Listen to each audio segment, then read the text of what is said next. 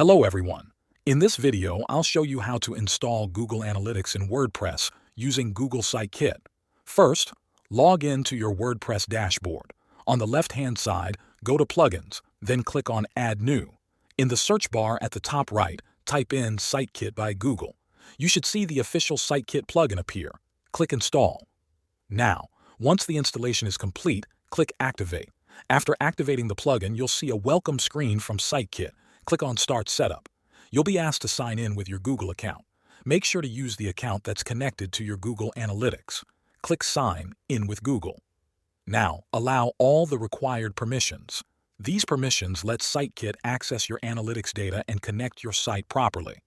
After that, click Allow. Next, you'll see a message that says Sitekit is verifying your site ownership. This happens automatically using your Google account. Click Proceed. Once the verification is done, Sitekit will connect your site with your Google Search Console. That's one part of the setup complete. Click Next to move on. Now you're inside the Sitekit dashboard. From here, we'll set up Google Analytics. Click on the Connect Service button next to Analytics. Again, you'll be asked to sign in with Google and allow permissions. Choose the right Google account and click Allow. Sitekit will now ask you to select an analytics account. If you already have an account set up, choose it from the drop-down menu. Then select the right property for your website.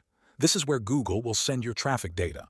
After selecting the property, scroll down and click Configure Analytics. Sitekit will now link your WordPress site to your Google Analytics account. This might take a few seconds. Once the setup is complete, you'll be redirected to the Sitekit dashboard. From now on, you can view your site data right from the WordPress dashboard. That's it.